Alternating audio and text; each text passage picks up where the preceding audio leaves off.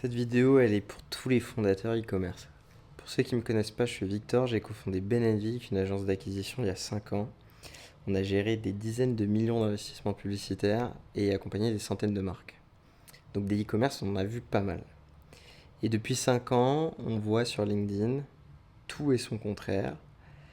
Des dizaines, des centaines d'experts qui vont vous parler de sujets, de CPA, de MER, de LTV, du nouveau hack pour performer, de comment est-ce qu'ils ont mis en place le bouton d'achat qui est passé du bleu au vert et qui a augmenté son taux de conversion de 50%. Je dis pas que tout ça, c'est du bullshit. Ce que je pense sincèrement, c'est qu'on complexifie beaucoup les choses. Un e-commerce qui performe, pour en avoir dans le portefeuille et pour en avoir vu beaucoup, mais aussi beaucoup de sous-performants, c'est un e-commerce qui a compris des fondamentaux. Le premier, c'est qu'il a un bon produit. Son produit, il a passé l'épreuve du marché. Les gens, il répond à un vrai besoin. Les gens le désirent, les gens l'achètent, les gens le recommandent. C'est un produit qui fonctionne, qui arrive au bon timing. Mais c'est aussi un produit qui est lié à la bonne offre. Donc, c'est-à-dire qu'il est au bon prix et qu'il est adressé correctement au marché. Si ton produit il est nul, personne ne va l'acheter. S'il ne répond pas clairement à un besoin, ça va être dur de le vendre. Si ton offre elle n'est pas adaptée, si tu es 3 fois plus cher que tes concurrents, les gens vont pas l'acheter. Si tu n'es pas assez cher, c'est contre-intuitif, mais les gens vont se méfier, vont penser que c'est pas qualitatif et donc peuvent ne pas l'acheter. Ça va dépendre du secteur dans lequel tu es. Le troisième point, c'est d'avoir une stratégie marketing claire. Souvent, les messages sont brouillés. On va avoir une dissonance entre les créas et ce qu'on retrouve sur le support de vente, donc le site. On va avoir un pilotage qui est peu professionnel, avec peu de testing, peu d'hypothèses. On ne comprend pas ce qu'on fait. Alors que le marketing, c'est simple. C'est passer le bon message au bon moment à la bonne personne.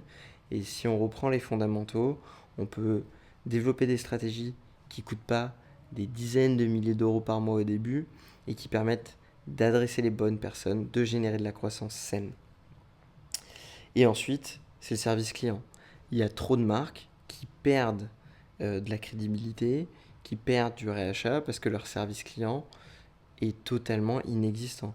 On répond au bout d'une semaine aux gens, on rassure pas les gens qui ont besoin d'être assurés au moment de l'achat, qui vont poser une question sur la caractéristique du produit, sur les délais de livraison.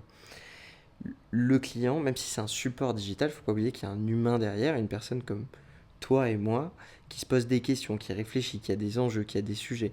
Et donc, il faut un service client irréprochable.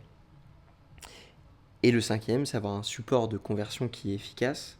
Et donc, c'est un site internet qui est clair, facile d'utilisation, avec des fiches produits qui sont bien construites, où on explique les problématiques, où on explique les avantages du produit, les USP, les caractéristiques, où on va balayer les objections des clients, notamment avec la partie FAQ. Ce ne sont pas des nouvelles choses. Si vous regardez des top performers, prenez des marques comme Hello Toshi aux US, Obvi, AG1, IM8. Si vous regardez leur support, c'est simple. Alors oui, vous pouvez aller dans des stratégies plus poussées, des landing pages, faire comme Emma Relief, aller sur des sujets d'éducation. Mais ça, c'est le step d'après.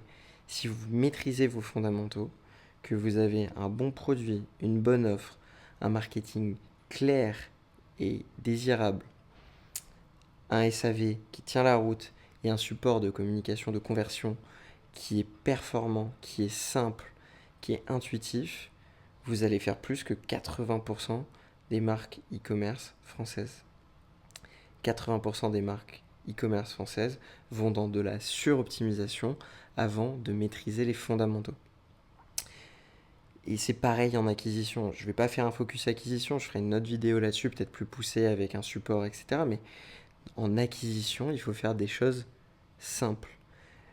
Le paid n'est qu'un canal, comme l'a été l'affiche sur l'abribus, le flyer, la télévision, la radio. c'est un canal qui doit délivrer le bon message à la bonne personne au bon moment et qui répond au code du marketing, code qui existe depuis des dizaines et des centaines d'années si on va sur le côté psychologique de l'activation de l'achat pour un être humain. Il y a des fondamentaux à respecter et si vous regardez les marques qui surperforment en acquisition, en marketing, elles respectent les fondamentaux. Donc si tu as du mal à scaler ta marque, si tu comprends pas pourquoi ça performe pas, essaye de balayer ces 5 fondamentaux et te demander où est-ce que tu as un trou dans la raquette. Je suis sûr et certain qu'il y a un trou sur une de ces 5 clés de succès pour une boîte e-commerce. Si tu fais ces 5 choses très bien, il n'y a pas de raison que ça marche pas. C'est pas possible. J'espère que ça a pu t'aider. La prochaine fois, je le ferai avec un support. Mais pourquoi est-ce que je fais ces formats-là? Tout simplement parce que ce qui compte, c'est le fond. C'est la connaissance, c'est ces choses que on a appris avec l'expérience en accompagnant des marques. C'est pas toutes les praises les plus belles que je pourrais faire sur cette vidéo, les 40 cuts qu'on pourrait faire, les petites insertions, les pafs, je sais même pas si un monteur va passer sur ce rush-là. C'est le fond. Donc j'espère que ce format te plaît. J'essaye de le faire court, impactant, plein de valeur pour que tu puisses l'écouter rapidement, que ça t'apporte des choses. Et si tu as des recos, n'hésite pas à les mettre en commentaire. Ciao, ciao.